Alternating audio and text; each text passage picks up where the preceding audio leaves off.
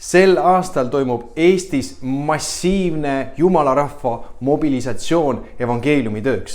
Nii paljud erinevad initsiatiivid nagu The Send, Carry the Love, Impact Baltics, Miljoni kuu ja võib-olla kõige suurem neist lootusaeg festival koos Will Grahamiga on tulemas kõik Eestisse. Jumala rahvast innustada tunnistama Kristusest.